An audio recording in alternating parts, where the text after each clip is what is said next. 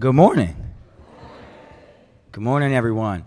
Honorable members of the council, members of our delegation, all of our honored guests, thank you for joining us here this morning.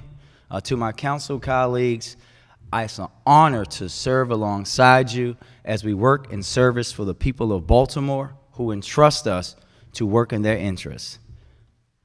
I ask you all to join me here today to talk about my favorite topic, Baltimore, the only place I've ever called home. All of us know that while we are a great city, there are truly two Baltimores. There's the Baltimore everyone knows and loves, like the Harbor and Harbor East and Mount Washington, and there's the forgotten Baltimore, where citizens struggle to even have their existence recognized. I come from the forgotten Baltimore, and I wouldn't change it for the world.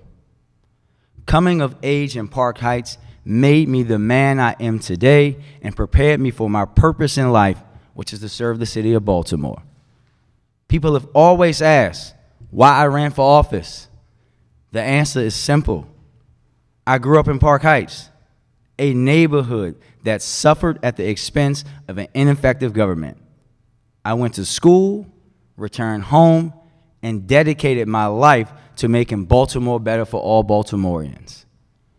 And that is what I'm here to talk to you about today. Changing our great city. Changing Baltimore. Not just for now, not just for a political term, but for the generations to come. There's no doubt about it. We've been in a rough spot. But if anybody knows anything about Baltimore, they know we don't quit. Even in the face of the slimmest odds, we push through to the other side. However, if we're going to make it to the other side, if we're going to make it to a better Baltimore, we all are going to have to do something that Baltimore has refused to do for generations. Everyone who loves Baltimore must commit to being uncomfortable. We must take an honest look at everything we do and assess what must change.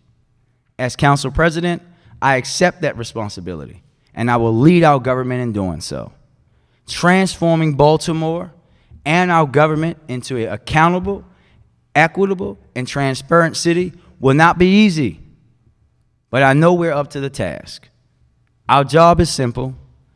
Listen to the needs of our neighbors and work hard to fulfill them no matter the personal consequence. Baltimore, now more than ever, needs elected leaders who are unafraid to be unelected because they did the right thing over the popular one. Today, you can't go anywhere in Baltimore without confronting the disease that has been ravaging our neighborhoods: gun violence. Violent crime is the biggest impediment to the quality of our life. People are dying on our streets, and our residents don't feel safe. Let me be clear. Gun violence is a public health epidemic which cannot be solved solely through policing. However, with the amount of violence and death happening on our streets, no one should be comfortable. Being uncomfortable with the violence ravaging our neighborhoods is necessary for us to do the tough work of breaking the chokehold gun violence has on our city. And although sustained reductions in crime can only be made through a long-term comprehensive approach, I realize that we are amid record levels of violence in Baltimore, and immediate action is needed, and the city should be operating in a state of emergency. 2 years ago, in this very chamber, I abruptly ended a committee hearing because no plan had been reduced to reduce crime in Baltimore. Today, I am grateful that a plan has been presented, and as a council, we will hold the agencies accountable for that plan. There are many ways we can assist the police in their work, including by securing the authority from our state to pass policy reforms on the police department to increase accountability and trust. For my entire life, leaders in this building have put off the long-term approach in search of short-term fixes that were never to be found. There are no quick fixes to crime. There is only the hard work and investments necessary to remedy the conditions that allow crime and violence to persist. The cure lies in a broader approach that includes education, health care, alleviation of poverty, along with constitutional enforcement of the law by a police force we all can trust. As such, I am asking the administration to create a more robust mental health response for our families, youth, and communities that experience violence. We must address the trauma our communities face daily. To reduce violence in Baltimore, we must involve all of our city agencies.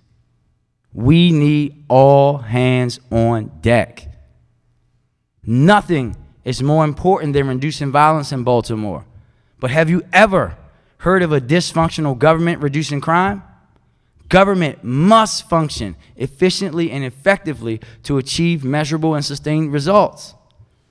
And if we're honest, if we look in the mirror, we will admit Baltimore's government has been neither for most of my lifetime. Instead, our government has remained committed to an outdated structure and systems that do not work. Great people in a broken structure are doomed to fail. It is time that we build a better structure for Baltimore. Through these proposals, I seek to lay the foundation of a more accountable government. First, we must address our outdated city charter, and we must ensure that we have a process for periodic review. I will introduce legislation requiring this to happen every 10 years. Additionally, Baltimore's government is a $3 billion enterprise. It's time that we start running it like one. Earlier this year, I introduced a charter amendment in Baltimore for us to join cities and our surrounding counties to have a chief administrative officer.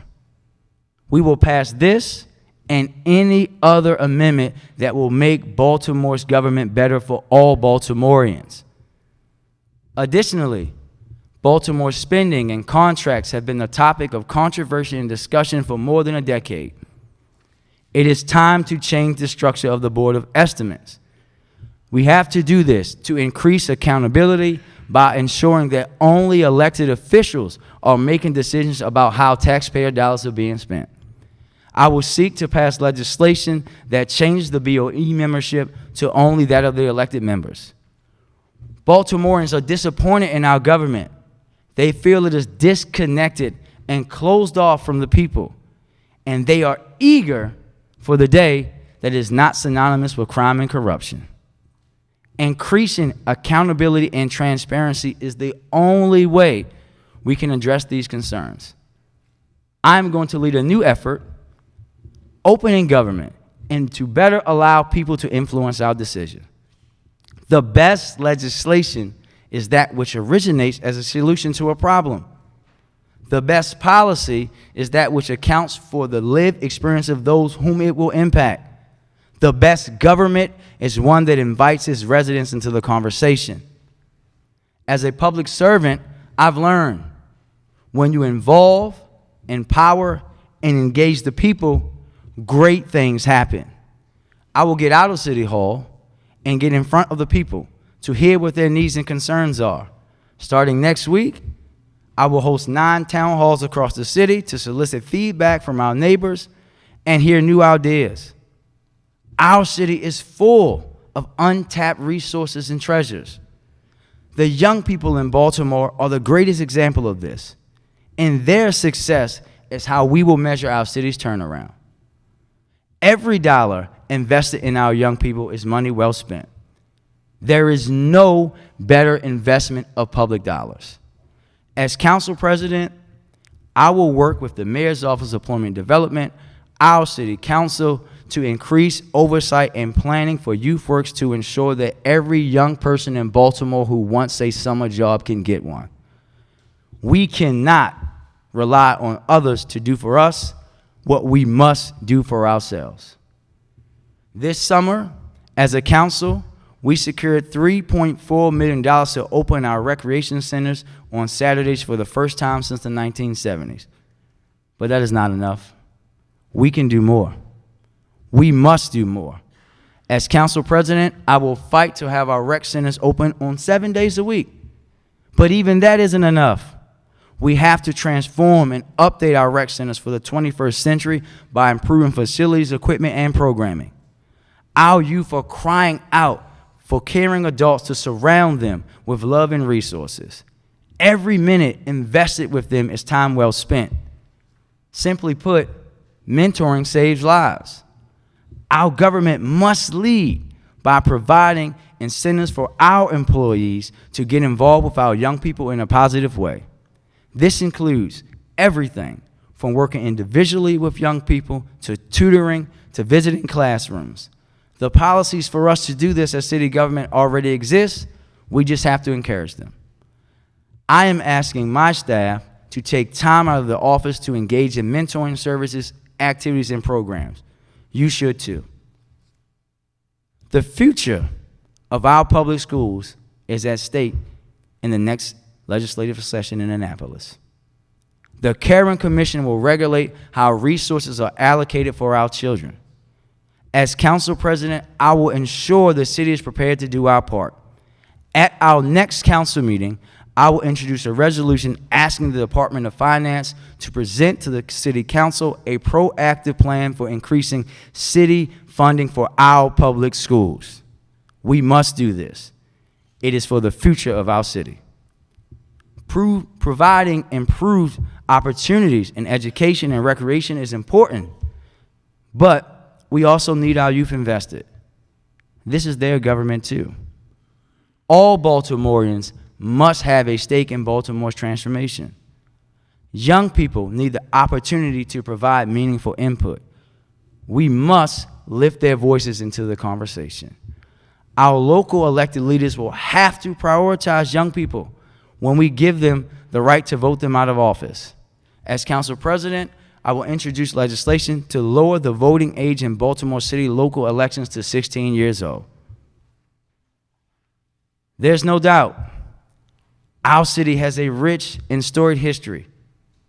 We are celebrated for our civil rights leadership, for being the birthplace of the national anthem, for our hard-hitting safeties and linebackers like Ed Reese, who's going to the Hall of Fame on Saturday.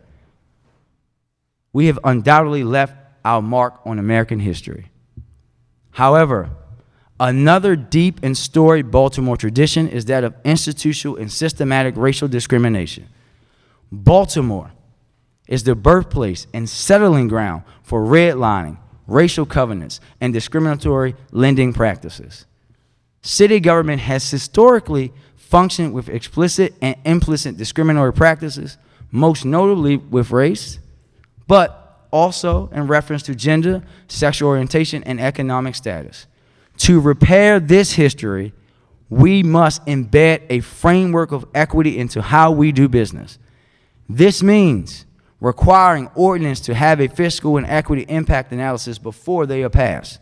This means investigating the racially disparate impact of fines and fees on city residents.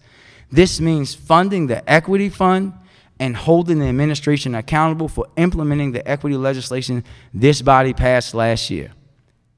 When you see the conditions people live in, when you see the inability for so many Baltimoreans to own a home, you understand that equity persists.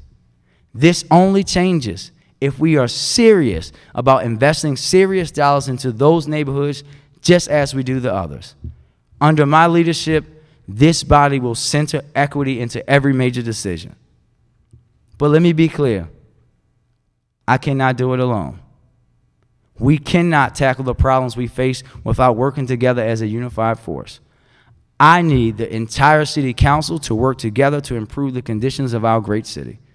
Many of you have already started on tremendous work that I'm excited to support.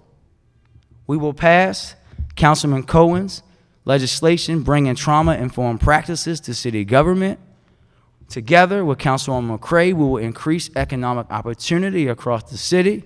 We will see through Councilman Dorsey's efforts to implement equitable transportation options to our city. We will work with Councilman Henry to ensure that our city charter undergoes serious review. With Councilman Schleifer, we will hold our police department and public safety agencies accountable. Working with our vice president, we will continue to push our agencies to improve their apprenticeship programs. Working with Councilman Pinkett, we will bring the first Black Arts and Entertainment District to life. Following the lead of Councilman Burnett, we will pass the Fair Election Fund and reduce the influence of money in our politics. We will work with Councilman Bullock to reinvest in blighted areas in West Baltimore. We will continue Councilman Risinger's work to reduce public health disparities in our city. Working with Councilman Costello, we will ensure the city's budget reflects the priorities of city's residents. We will work with Councilman Stokes to push our school system to provide 21st century career and technology opportunities for our young people. We will continue Councilwoman Snead's important work improving our city's hiring practices and labor policies. And last, but certainly not least, we will do whatever Councilwoman Clark tells us to do. Whether on schools or minimum wage, she has and always will continue to be a leader of this council. This is merely the beginning. We have a lifetime of work ahead. Baltimore can and will be more, but we will only truly be more when we all do more. I look forward to working with you to improve our city together. Thank you.